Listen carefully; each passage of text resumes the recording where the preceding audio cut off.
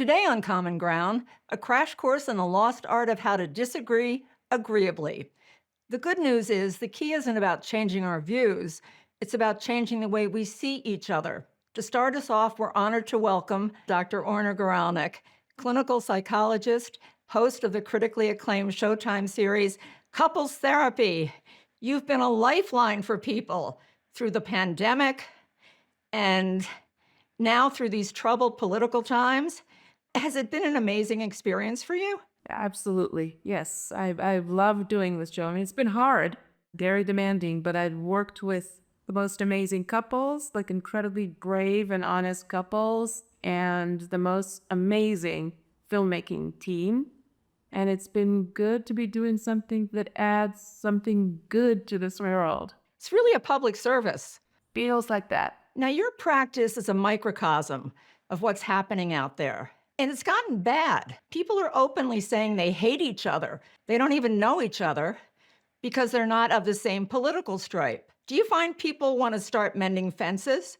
Yes, I think by nature we all want to mend fences. I think by nature we're inclined towards like wanting harmony. We suffer when we're in conflict. So I think the underlying wish is to find a way to bridge and mend. But we're up against a very different kind of climate. It really is much more vitriolic. It's really in your face. Yes. I want to talk to you about how people are dispirited and alone and angsted out, and how that's another layer onto what we're talking about today. Yeah. I'm seeing a few different things. I mean, I very much resonate with the way you're describing it, dispirited and alone. I think there's a profound sense of abandonment by leadership, helplessness, like like a really intense helplessness. You know, the experience of being a citizen in this country has been really downgraded.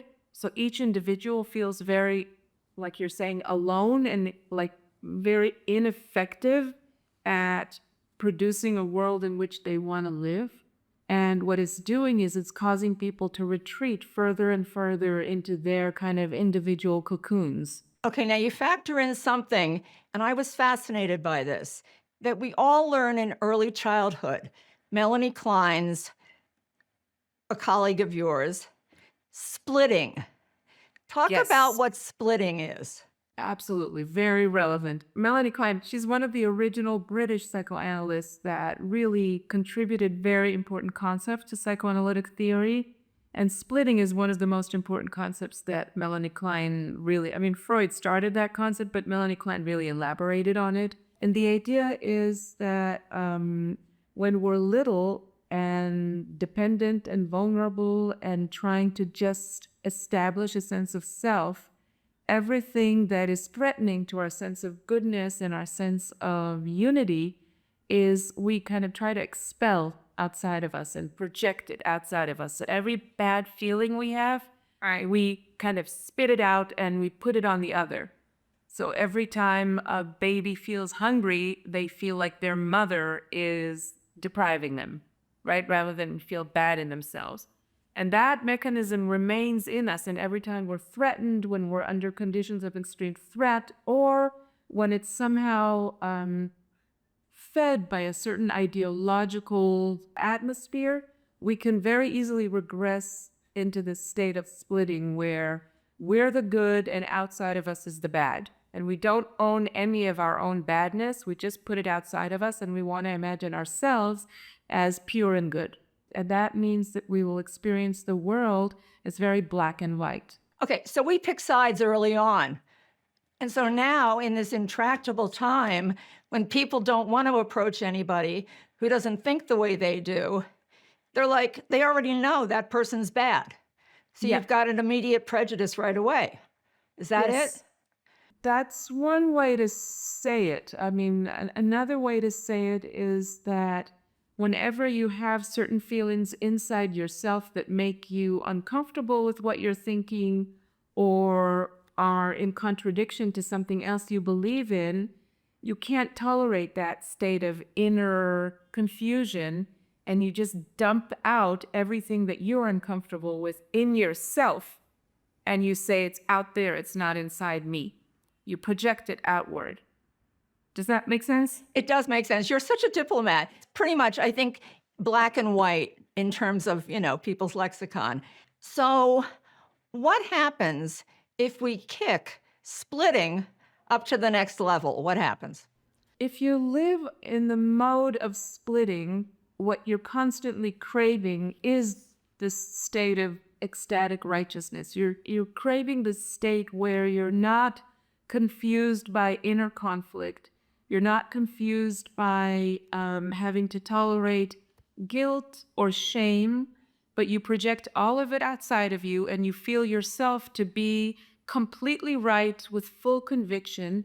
And that is a state of ecstasy. It's not a realistic state. It's kind of a semi-delusional state where you feel like you have all the answers, you know what's right, you're all good, and whoever's outside of you and thinks differently from you is all wrong, evil, bad. Now, that is the kind of environment, that is the in a way, the discourse that is being Right. promoted by the current administration. And it's infectious. I mean, to feel totally right is an ecstatic feeling. It's delusional, but it's ecstatic. So now we've got a bunch of people walking around thinking they're right, and yet they want to make inroads at communicating with people. So, how do you break through this cycle? Yeah. First of all, we all know what it's like to feel ecstatically right and to feel complete conviction that you know what's right and someone else is very wrong. And probably most of us can acknowledge that when you come down from that state, you realize that things are more nuanced, more complicated, that all of us have different identifications and can empathize with different perspectives if we just try. So the way to move out of this state of righteousness and estrangement from the other is to try to open oneself up to some curiosity about things that come from the outside. So listening from a place of interest, curiosity, empathy. Imagination is a big word for me, like trying to engage oneself in the process of imagining what it's like to be another person, to imagine yourself into the shoes of someone else and try to see things from their perspective, what matters to them, why are they doggedly invested in whatever they're invested, what is it about for them, to get out of the mode of like, what do I think and what do I believe in, but try to have an actual interest in something outside of yourself. That is the key. Okay, let's talk about some of the stressors in society that make this problem even worse. Social media, for example. Well, the problem we're having is not simply with social media. Social media could have been many things. The problem is, what we like to call the algorithms and sort of what is driving social media. If it was just driven by people's curiosity, that would be fantastic. Probably it would be a very different world. But social media is driven by the need of the companies to make profit Right. by grabbing our attention. And the easiest way to grab our attention is by feeding us the thing that will make us the most excited in the moment and produce the least internal conflict and confusion. So the more social media throws us into rabbit holes that grab our attention, the more we're fed just exactly the same thing we're interested in that second, and the least amount of information that will broaden our perspective. So we become narrower and narrower consumers of information. So we become dumber and more extremist in the way we are fed information. And we become enemies. For those who want to make a start at this, you talked about empathy, seeing past perceptions, seeing past the political labels. What else can you advise people who really want to go up to somebody and say, look, I know we don't agree, but could we talk? I think the simplest advice that goes the furthest is to say to oneself, I know what I think, I know what I believe. That is not interesting. I want to learn something about the other person I'm talking to. I want to learn about what matters to them. I don't need to keep convincing other people of what I believe. I know what I believe. I want to learn something new from somebody outside of myself. That's really the whole thing. Tell me something about you that I don't know. I have to tell you, I mean, I run my own little study. You have a lot of conversations with people, never ask you anything about you. Right. But I would imagine that's common. Yes. And it's when you make that switch, I mean, I often talk about how there are actually different parts of the brain that are Right. engaged in speaking versus listening. Like the Broca area is involved in the act of speech, Right. which is really an act in repeating oneself. And the Wernicke area is involved in taking in and listening and taking in information. I mean, emphasize the Wernicke area, emphasize listening. I mean, what else is there to do? I have to ask you a question at this point because I really want to know the answer. Is it true that your own parents were your first couple in terms of treating them because they had a wacky, tumultuous marriage? Yeah, it's very true. How did that go? It took me many years. Well, my father died two Oh, I'm years ago, sorry. but he died a good death, and you know what? He died holding my mother's hands and saying Oh, how much that's he loved her. lovely. So I think I did a good job at the end. Very good. Very good. Okay, we're going to move on now. We're going to go to the next segment. Joining us now, John Kasich, former governor of Ohio, 2 terms, 18 years in Congress, spent all that time working across the aisle. And that is why you are here today, John Kasich, because you know how to talk to people who don't agree with you. How do you do it? First of all, I look for things that I agree with them, on it. And there are a lot of friends I have who philosophically didn't agree with me, but I'd look for areas that we could agree. And when it comes to people who really disagree with me, I probably would talk to them about baseball or something. I don't know that I'd get into so much politics, but I do want to hear what they have to say. I do ask them at times when they're vehement, why do you feel the way you feel? And that's something that the previous speaker talked about. Secondly, when it comes to like people living their normal lives, I absolutely believe that when people get involved in a project and try to do good, that their politics doesn't matter that much. And I tell this little story. If a couple of my friends and I were driving down the road and there were people behind us who we disagreed with on virtually everything that we really didn't know very well, and we saw a car stuck in the snow, we would all get out of the car and try to push it and push it. We'd push it, a rock, it'd come back, we'd push it, rock. By the time, and then we'd push it out and everybody would cheer. We'd give high fives, and then we'd probably go have a beer.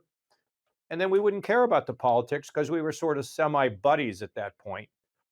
And I like the other thing that the doctor said, and that is put yourself in somebody else's shoes. We look at people, we think everything's going great in their lives, and first of all, we ought to know their story and we ought to know their successes and we ought to know some of their hurts. And when we hear all that, we're just human beings together. And I think that's just a really good thing. It's a beautiful thing, frankly. Let me just go back, though, Governor Kasich, to where we are in the Yeah. country.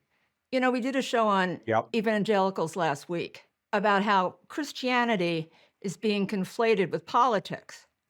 There's so Yeah. much ugliness out there, and people are doing it. They're weaponizing religion. We're not in a place like we were 30, 40, 50 years ago where you disagree about tax policy or something. This is hardcore stuff. I mean, basically, and I've just written a book about my second book about faith, called Heaven Help Us. Uh, if you're a person of faith, you got to love the other people. You got to listen to them. I mean, you have to agree with them, but you can't hate them, and you certainly can't use religion to try to shove religion down people's throats. That's not the way to do it. And frankly, the most effective way to discuss religion is to have no words. It's basically by what you do, your Your kindness, deeds, right? the fact that you don't get all, worked up against the other person, and they begin to say, "Oh, well, that's pretty good. And by the way, maybe I could help you a little bit." They're like, "Really? Why?" And so that's where your faith shines through. If you're using faith to go and attack somebody else, then you need to go back and talk to your minister, your pastor, whatever, to find out where all that anger's coming from, because that's not good. And oftentimes, when people get angry like that, it's not about the issue they're talking about. It's really about something Something else else. that has them very angry. And that's where to a degree, we have to be patient. Now, people who are just going to be unrepentant, I mean, sometimes you got to leave them alone. Just go get away from them. There's not everybody that I talk to in politics. There's some people that I just said, frankly, there's nothing productive that's going to come. And by the way, sometimes in the scripture it says, uh, you know, don't don't cast your pearls before swine. And if somebody's just a completely unrepentant and angry, I got to let them kind of get over it once I feel that. Okay, but the problem is, Governor Kasich, as you know, that a lot of the people who claim to be teaching God's words are marginalizing vulnerable people. They are intolerant. They are out there vilifying people, and they take up a lot of oxygen. Well, maybe they take up oxygen in the media, but look, I think there's been an incredible outpouring towards this pope. I think, first of all, they liked Francis and his approach, but there seems to be a special something that's connected to Pope Leo, and it's his kindness. It's the fact that it's his inclusiveness, his willingness to say we Right. don't have a right to marginalize people. I mean, he's giving off a vibe that I think is really, really not only good, but it's cool. It's for some. So I think that's where people want to be, and he's being not with everybody, but he's been sort of universally acclaimed for the way that he's conducting himself. So, for those who are angry and all that, there's something deep seated in them that makes them so angry. And I feel sorry for them. Maybe I don't know why they're that way. Maybe they feel as though they didn't get the healthcare treatment they needed, or maybe their parents were not treated fairly, or whatever. I understand that kind of anger, but it is healed, really. I believe it's healed largely over time with professional help and with the sense that ultimately God is in charge, and he makes all things work out best for those that love him. And I happen to believe that. And so I know it's a tough time. I know people, we're polarized. I know it seems crazy. Like if you're a Republican and your son marries a Democrat Right. daughter, you're up. That's just so stupid, though, right? And so I think what we need to do is be patient with them. And if we're patient with them, listen to them, they'll come along. I've got a lot of people like that I know. I got a lot of people who just really don't agree with me, and it's fine. But I'm not like worked up about it because I'm secure. All right. I want to bring Dr. Goralnik in because I've watched your face throughout Governor Kasich. You must have some comments. Yeah, I do. First of all, lovely to meet you. I will speak from a position of being a secular Jew, so I don't refer to God, but I do agree that the human condition is such that we live better under conditions of harmony, and that's what we really want. But I do actually believe that let's say, the ruling party, like the governments that we are led by, has a great deal of responsibility as to in what direction the public is going to orient. Is the public going to Mm, orient towards yeah. justice, towards mutuality, or towards mm, defending oneself? And I think the government has a great deal of responsibility for the vibe in the public. Well, let me just say that, first of all, because somebody is not embracing faith, they're agnostic, whatever, that's okay with me. But I don't think that a country does very well of 300 million people if you don't have some sort of guidance, some sort of compass. But I would never say that somebody that doesn't have faith cannot do good and wouldn't do good. I also would agree that it's the problem with negative populism. Negative, I'm in some ways I'm populist myself, but I'm a positive populist. A negative populist says the reason why you have a problem is because somebody else caused it. And that creates division. And so when you have leaders at all levels, whether it's in the government, whether it's in business, whether it's in the media, doesn't matter where it is, when you have people that operate in this negative populist situation, then you're going to have division, and it's unfortunate. And it's something that I have argued against and stood against in ways that have been very clear. Governor Kasich, I do want to ask you about the fact that you also wrote a book, Courage is Contagious, That's right. some years ago. Well, in this day and age, not so much, because you see people who know that conspiracy theories are being promulgated. You see people who know they're lying. You see people who know they're endorsing people who are lying. And these people are elected leaders, and they're all in lockstep. Now, I understand this puts you in maybe a tough position, but you gotta wonder the great silence. When you see that, how do they sleep at night? Well, some people actually believe the stuff, so that's one thing. But let me ask you a more basic question, and I'll get to that, and I'll answer it. So you work for an insurance company, and they turn down 80 or 90% of the requests for certain health treatments. And we know that there are people that aren't going to make it because they can't get the treatment they want, and you work it Right, there. right, Well, how do you live with yourself? I mean, it's not just see, we tend to have a tendency right now. We're living, as Robert Putnam would say, we're living in a I culture. We're not living in a we culture. And while I respect it's people true. that don't have faith and they can navigate this on their own, they're agnostic and they can search for things and do good. I appreciate that very much.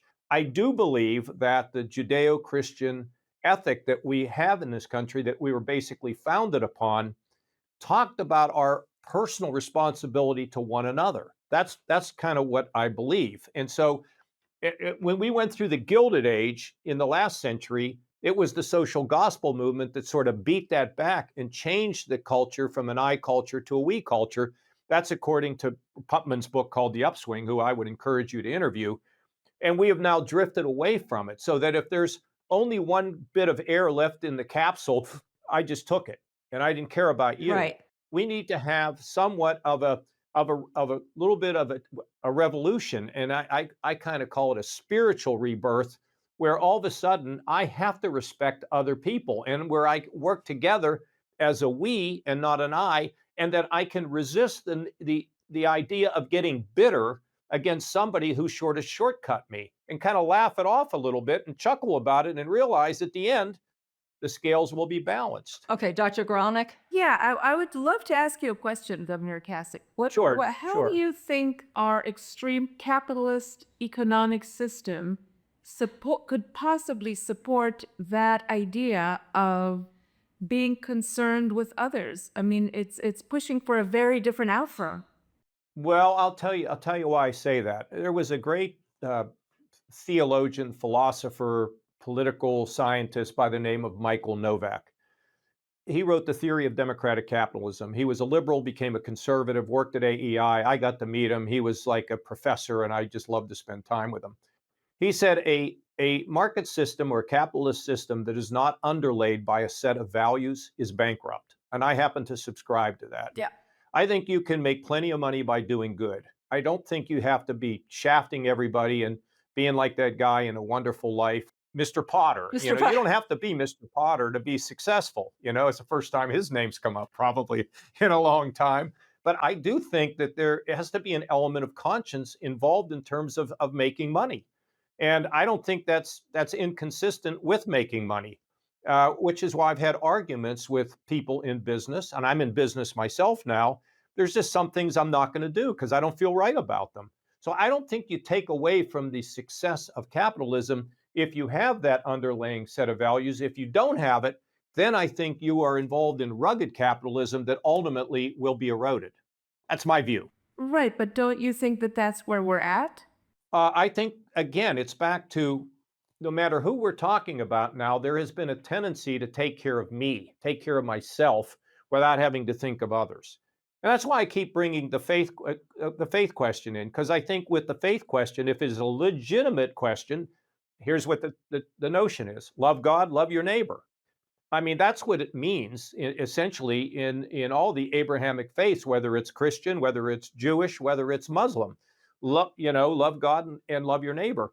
And from that standpoint, I think you can get into a position of where people can start thinking about the good of others, and we will be rewarded by it. And I want to be clear, just because you don't have that faith doesn't mean you won't act that way. Yeah. I believe you can. I believe that people have a conscience and I believe they can do it. I just believe that faith sort of accentuates it and is valuable. We're all trying to get to the same place.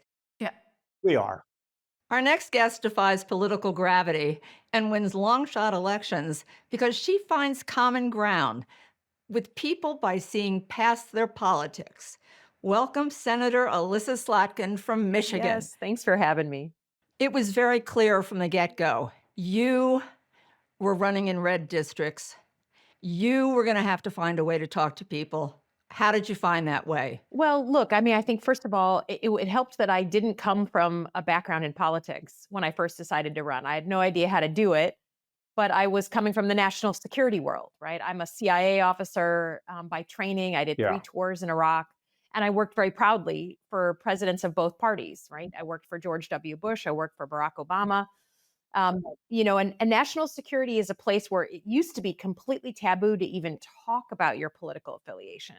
So if that's your training, and then you come home to a state like Michigan, where I grew up, my dad was a lifelong Republican, my mom a lifelong Democrat. I live in a town, I've never won my town, I've never won my precinct, I've never won my neighbors. You just sort of say to yourself, like, how do you connect with people on something other than crazy politics? And I think the good news is Midwesterners are still very practical, reasonable people. They just want like someone to be playing for team normal. And so you just got to go to the places where they're spending their time. And to be honest, and just like shut up and listen to what is keeping them up at night. And so I tried to do that. My strategy was to go into areas that they haven't seen a Democrat show up in 40 years and just show them that I don't have horns and a tail. And I'm a reasonable person and I care about what they care about. And the conversation goes from there. All right, let's back up a little bit because your father was a Republican. Your mother was a Democrat. Were you the referee? No, actually, I think most people who grew up in Michigan in my era, I'm 48, it was never a topic that my parents ever argued about. And frankly, Michiganders were more likely to argue Michigan versus Michigan State than they were Democrat versus Republican. It was kind of like there was a ton of mixed families. There was a ton of people who would kind of, rib their friends if they were from another political party, but that was it. So I think most Michiganders can't stand that our country has gotten so polarized and so toxic. So no, I literally, my parents were divorced, but not because of that, not because of Oh, politics. so okay. What was the toughest? I know you talked about going into those red districts. Your father didn't want you to go to Howell, for example, because you are Jewish and that was a KKK hub. And that's a dangerous place theoretically, or could be. But you went there anyway. What did you find? Well, first of all, I mean, yes, Howell had a history in the past of having some very unsavory characters, some anti-Semitic and racist characters come and move and retire there. And but to be honest, you can't just go by a reputation of a place. It is true that when I was growing up in Michigan, my dad said, "Don't go to Howell. They don't like us in Howell. Avoid that place." But then when you're running for office, you can't live like that. And so I spent a lot of time in Howell, and downtown Howell is a really cute little downtown. And one of my proudest moments of any election I've ever had was in 2022 when we won Howell by something like 25, 30 votes. I mean, it was by a hair. And that was because we kept going there and talking to people and engaging and, talking about what was keeping their small town up at night. And so I just reject this idea that even when a place maybe has a reputation, you got to actually talk to the people who are living and trying to change that place today. Are you always successful? Do you does the pitch Okay. always work? I don't wanna say it's a pitch, but are you always are you always No. successful in turn no, you're not. Okay. No, I mean, I think that, like I said, if you don't win your own precinct in your own town, right? And these are and my neighbors, we can talk about anything, and they're the first ones I call if my dogs get out, if there's a tree down or something. But we just can't talk about national politics. But I'll give you an example. Trump just got sworn in. He was when I went to his inauguration as a brand new senator, and I got to bring a plus one, and I brought my town supervisor George from my town. He's a huge fan of Donald Trump, and I called to invite him. He just started crying the minute I invited him, and him and his wife made their way to Washington, and it was a huge thing for him. And George and I can work on a million different local Right. issues. We're worried about the same things. We just have really different views of who should be the president of the United States.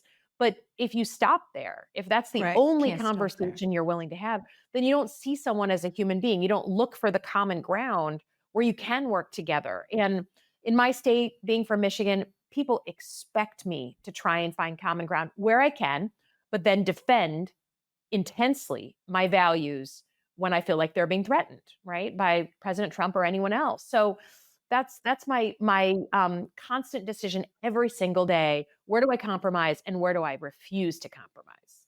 One of the places apparently you refuse to compromise, you're not a fan of political identity. Identity politics. I think we learned, I mean, in data, in facts from this last election, that you can't just treat a certain racial group or ethnic group a certain way and assume they all vote the same way, right? You can't just say, well, Latinos are going to do this or African Americans are going to do that. That's just patently false. And I think that it doesn't help anyone to sort of say, well, because they are from this group or they grew up in this way, they're going to be a Democrat or a Republican. It's not right. And I think we saw this was a pocketbook election. We saw voters vote their pocketbooks no matter what racial group they're from, ethnic group they're from, religious group they're from, minority group they're from. And I think we have to really take that lesson to heart. You can't treat people like a big group.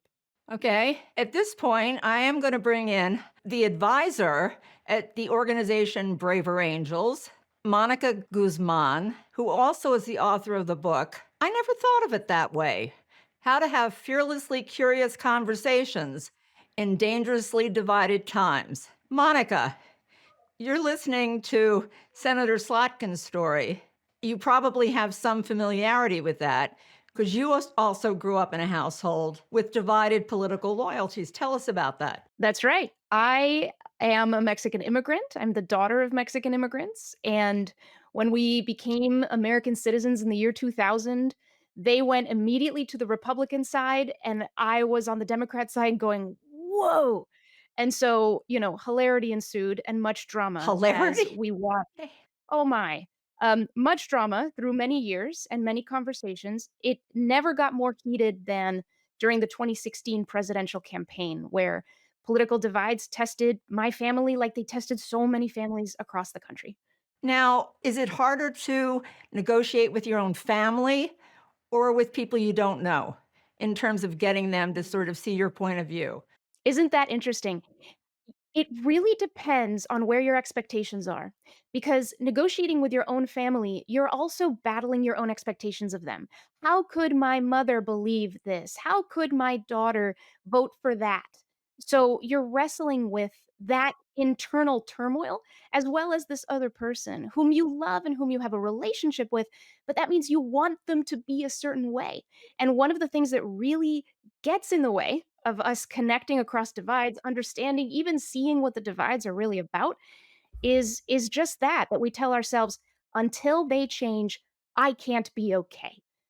Governor Kasich was saying a beautiful thing about maybe it is possible to find some security within ourselves. Lean on a bit of constitution and say, well, that person believes what they believe, and maybe that's sacred to them. And maybe if I get curious, as Dr. Guralnik was talking about, I can learn something from them, and they can learn something from me. Shaming and blaming and hating isn't working. We understand that for sure. At this point, I am told that the senator has to go off somewhere for something very important, I'm sure, A vote. I'm sorry. and vote, of course. I want to ask you one last question, though, quickly. Your late mother, Judith, was heralded as somebody who brought people together, as a leader who embraced diversity. Do you ever feel like you're channeling her?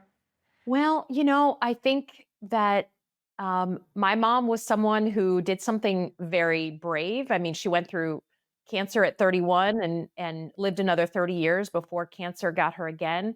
My mother came out in 1986 and lived the rest of her life as a gay woman. And when we hit it, and it wasn't a popular thing to do in the 80s in suburban Detroit. But I think she also really believed that, especially on, gay rights issues, that you had to bring someone along, right? There was an era where you couldn't make the assumption that your neighbor was okay with you being out. That's why we hid it for so long. And so my mom just would really want people to feel like, hey, you can't ice someone out because they don't understand who you are. You got to Right. really work on them and bring them along. Senator Alyssa Slotkin, thank you for joining us, for your wisdom. Go vote. We'll see you Thank next you. time. Thanks, Okay. everyone. Okay. And now, still here, I want to go back to Monica for a minute because you are dealing with people all over the country in terms of trying to get them to talk to each other. Is it easier really in the Midwest? I'm just going back to what Senator Slotkin said. I loved what was said about we just want someone on Team Normal. Is someone playing on Team Normal? And the governor also was saying, look, we may be getting signals from media. Some of the most extreme voices do get the most airtime. That's just a feature of our divided politics and a culture that we hope to change over time. But I think the main thing to remember is what I'm okay believing that folks in the Midwest maybe have this a little closer to heart than others, but that's just an opinion. Okay.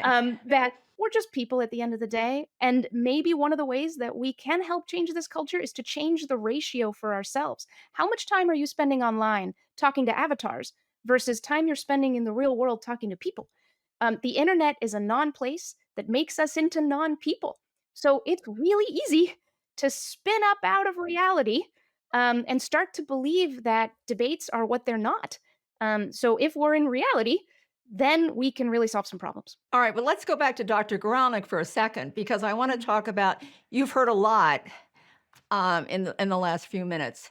In terms of people dealing with reality, we were talking about being self-delusional.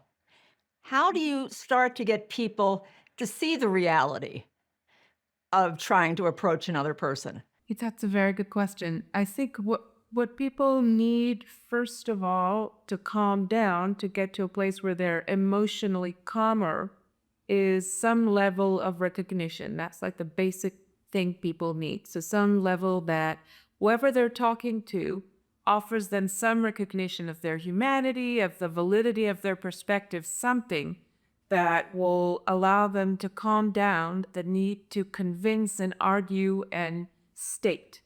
And once people feel to some degree recognized, they can lay down their arms and engage in what you, Monica, just said, like engage in the business of listening, engage in the business of actually learning something from outside of themselves. So recognition, some degree of acknowledgement, and then take a deep breath, try to actually get curious. Okay, Governor Kasich, who have you found are the most resistant people to any kind of overtures to try and change their point of view? Is there a category of people? Not really. I mean, I don't sit around thinking, okay, well, this is a person who's just, it's just what I run into. But I'll tell you, I think one of the answers is, it's funny, I was having a conversation with somebody recently who was, trashing Nancy Pelosi. I mean, this person doesn't know Nancy Pelosi. So I said, hey, I really like Nancy Pelosi. Really? I said, well, let me tell you a story. I said, I was in New York. I was walking down the street with a couple very liberal people. And, they kind of look at me and kind of chuckle about, this is not our guy, whatever. Nancy Pelosi comes out of this restaurant. She sees me. She comes over, she gives me a big hug, and she said, "Boy, we really miss you." Oh, And I told this story this story to this person the other day, who all of a sudden, oh, really? I think those kind of personal experiences, because we get in our minds what somebody is as painted by the media or whatever the social the culture, but we don't really know them.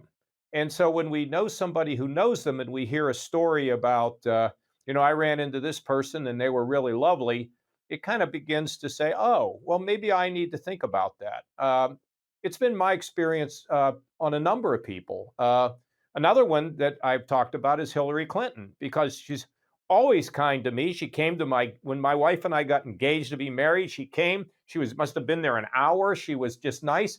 And but if they say, "Well, do you agree with their policies?" I say, "Well, no. Just because I like them doesn't mean I have to agree with them. Because if I don't agree with them, doesn't also mean I have to dislike them or hate them. I can find a common ground. I can find some things that are really that can get us together." One other thing that I found, it's a little bit like what the senator said. When I was running for president in New Hampshire, I'm out there, I'm going to balance the budget, I'm going to cut taxes, we're going to do this.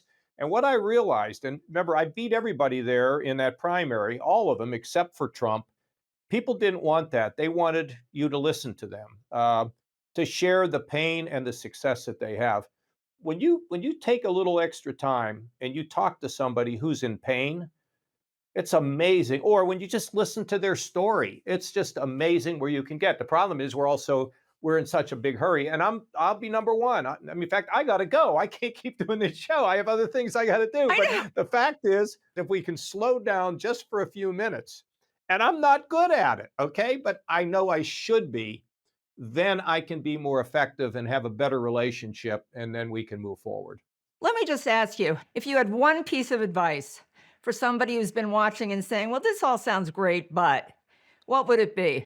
Do something in your community that you feel strongly about that you think needs to be made right, and you'll do it with other people. And if you do, you will find satisfaction. And remember this: people are always worried about politics at the high level. And what I like to say is, if the Secretary of State and your trash man both went on vacation, There who you would you go. miss more? And the fact is when we solve problems with other people, it brings us together and creates friendships. We all need friendships. Too many are too lonely. Let us do something to create friendships. One last thing. I'm going to give credit to my wife. She has a program. She started herself. It's not even a program. She visits her olds. She just goes and visit people who are older and lonely, and she just goes to see them every couple of weeks, and she has a great time, and they love her, and it's boosted her and it's boosted them. Governor John Kasich, you were worth the wait. I've waited a long time to talk to you. Thank you very, We'll very talk much. soon. I Thank hope so. you. Thank you. We're going to let Governor Kasich go. We have Dr. Goralnik and Monica still with us. Monica, in terms of the actual, do you have exercises or like, I don't know, sort of drills that you put people through? Oh, yeah. You do? Yeah, no, there's so many things. There's some are mindsets and some are actual things you can do very tactfully in the world. Maybe the most important, I would encourage all your viewers in this divided time to ask themselves, who do I talk about but never with? Who What do kinds I? of folks do I talk about but never with?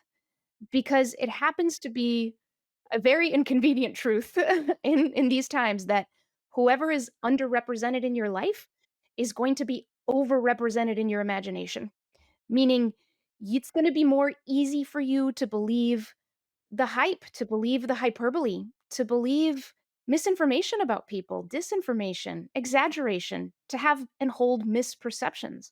So can you talk to more folks? Can you get more connected? Now, here's an exercise for any of your viewers who are going, I'm not talking to somebody like this or that or who believes this or that. Okay. Well, then here's something you can try. Next time you see a headline that reflects a widely held view that is entirely opposed to your opinion on a political issue, instead of clicking on that headline and reading the article looking for rhetorical ammo, Right? read the article asking yourself two questions. One, what are the deep down, honest human concerns that are animating this perspective? And second, what is the strongest argument on this other side? just the exercise of you conversing with yourself, trying to exercise curiosity in the face of your own animus and emotional activation is a step in the right direction. As my friend John Powell at the Othering and Belonging Institute, he talks about long bridges versus short bridges. Nobody's saying you got to go talk to a Nazi tomorrow. Nobody's saying that. It's find your edge and push it. It's look for the short bridges. And, as he says, like, he had a pastor who once told him, John, are you asking me to bridge with the devil? And John said, well, maybe don't start there. Start with the short Good bridges, but answer. after a while building short bridges, you may ask yourself who you're calling the devil. Dr. Goronik? I love what you're saying, Monica. This is beautiful. Really, I know the work of Braver Angels, and it's just so deeply psychologically insightful. It's based on a lot of very deep psychoanalytic principles that I resonate with. I guess I would want to ask you, Monica, because the way I think about what you're describing is that what you're looking for ultimately is you're looking for the complexity inside, the Yes. ways that we barricade ourselves against more complicated moral, ethical, emotional questions inside, and we project stuff on other people. Does that make sense to you? Absolutely. Because we don't want, as you mentioned earlier, we look for comfort. We don't want discomfort. We want to chase that away. But at the same time, we're going to chase away complexity, which chases away nuance, which chases away reality. Yeah. And we end up living with projections, fighting ghosts. It's not even real. The most pernicious assumption we make about people across the political divide, I've made it, maybe y'all have too, lots of people make it, is the idea if they oppose what I support, they must hate what I love. And because think about all the ways that we assume we know all the variables that went into somebody's political choice without having talked to them, without having met them, without knowing their lives, hearing their story, as Governor Kasich was saying. It's like there is so much we're missing. So that's another thing, Jane, that I talk about is ask yourself what you're missing. The Right. assumption baked into Right. that question is you're missing something. I've been married to my husband many years, and he's still a bottomless mystery to me. There is a lot we can talk about. So we're all profound mysteries. We're not puzzles that you just have to find a piece and put it in its place. Every time you get an answer, it begs more questions. That's how humans work. We're profoundly complex and has been said, and as has been said many times today, we just want to be heard. We just want to be heard. And in fact, here's the key people can only hear when they're heard. Across a big divide where there's suspicion and mistrust, they can only hear when they're heard. Here's the problem. We're not living in an age of nuance.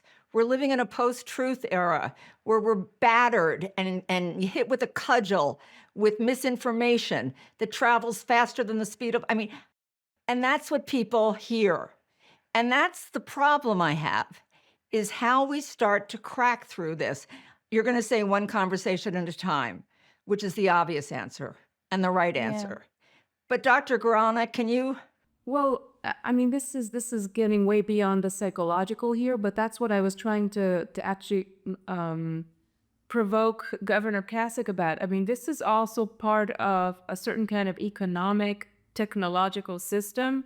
It's not just about each of us individuals. We're held in the Right. grip of a certain economy of attention, economy of there's a certain way that we're allowing a distribution of resources in a way Right. that part of what's driving all of this is, a certain kind of oligarchy that is making its way into our very private lives. I mean, what we see online is driven by an economic machine. So it's very hard to tackle these questions apart from that big question of regulating the social media, regulating the internet, what kind of economic system, taxation system.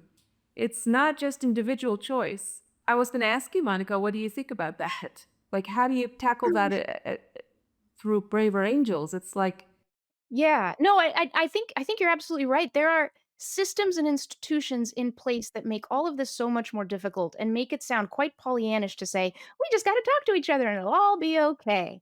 The truth is more complicated, as it always is, and it has something to do with we need those institutions to change. We need the incentives in politics to change. We heard from some courageous politicians today. But, it's not always the norm. We need the incentives in the media to change, to Yeah. allow more of the economy of attention to make room for the complexities of who we really are. All of that is true. Here's what I think, though. I think that it is impossible to change those institutions without us as people reflecting the culture we demand and that we deserve in those institutions. It's impossible. I really cannot see. I think of these as mirror institutions. Politics, our whole culture, they're very unpredictable, they're very hard to control, but there is no way that this kind of change is coming from the top down. It's not happening. It's going to have to be all of us together. And here's the other thing. I have heard a lot of people say things very similar to what you both have been saying, which are very valid points about the systems we're in. But once you believe the story that we're trapped in those systems, you take away your own power. That's it. People start to think that there's nothing they can do, which only cements whatever system might be holding us back in place. So I'm a little tired, right? I'm tired of hearing, as I've heard many highly placed politicians say, I'm with you. I agree with you. I think all these things need to change. And then say, but I can't change it. And hearing people around the dinner table going, yeah, I hear you. All these things need to change, but I'm not going to change it. It's like, well, guess what? It has to start somewhere. And if it doesn't start with you and you and you and you and me, then what are we going to do about it? But haven't you seen the activism that people have started to understand that, the antidote to angst is activism, that people are whatever side of the aisle you're on, you need to get out there and do something. And they're like, what do I do? I mean, that's the next question. Yes. Yeah. And activism is so important. It is a tried and true tradition in America going back from the beginning. And boy, am I grateful for it. And I still am. I think that what's happened, though, is that because we're so toxically polarized, it's very easy for activism, like everything else, to become reactive, to become reckless and uninformed. I want activism that is informed, that is judicious, that takes time to discern between the hyperbole and the reality. And when we do that, I think we are unstoppable. But even activism, has fallen victim to the tendencies and incentives of our attention economy, rewarding the most emotionally reactive stuff, and then rewarding the reactions to the reactions to the reactions. And so we all end up emotionally dysregulated, right? Like looking for external Right. solutions to our internal calm. And I believe that some of the best activists I've met, and I've met many, always reserve some of their energy for some way of bravely meeting the opponent, bravely meeting the enemy, just to check in, just to make sure that what they think the disagreement is actually is what it is. And that no one's falling for all the signals going on in the media that, let's face it, are entertaining. They're giving us dopamine hits, but are they what real people really think? Well, you can't know until you spend a little bit of time talking to people. So those are the most effective activists, and I'm so proud of them. And I want more of that to be the norm. Are you always this upbeat, Monica? I mean, you seem to have this limitless supply of energy and vibe and jazz. And are you? Kind Well, look, you're seeing a personality, right? This is me. Hi everyone. This is me. This is how I am. I am so fascinated by people. I think people are endlessly, endlessly interesting. And what I've learned is that when I talk to people, even who hold the most unsavory positions, things I just cannot believe, once they're heard and once they see, that curiosity is a kind of gift and people kind of take an interest in them, there's this incredible softening that can happen. And once that softening happens and everyone's sort of calibrated, that's when you can really influence and impact each other. And it's not going to happen in that same conversation. It could happen years down the road, weeks down the road. But seeing that transformative power of a conversation and of the radical act of actually listening instead of just like, I'm waiting to speak because my opinion's more important than yours. All I see is reason for hope. That's all I see. Now, granted, I have to kind of, meter my media diet, make sure I don't go too far out because then my mind will fill with so many negative stories that I'll cease to believe in the obvious Can't do dignity it. and power of Can't humanity. do it. You are a transformative power. And we're going to end this, Dr. Goralnik. Now we knew why this show was going to be terrific. It was because you were here watching over us. And I guess I'm going to ask you what you want people to take away from this broadcast. I think that the words that came to my mind in the last few minutes were words that often I talk to myself in this way, which is live the world you want to create. Meaning, in the immediacy of how you relate to everything around you, the people, the animals, the environment, live the world you want to see. I guess that's what I want people to take from this. We want to thank you and Monica for being inspirational, for your insights, Governor Kasich, Senator Slotkin, and to you out there for joining us. Until next time, from the other Washington, Washington, Connecticut, I'm Jane Whitney. Take care.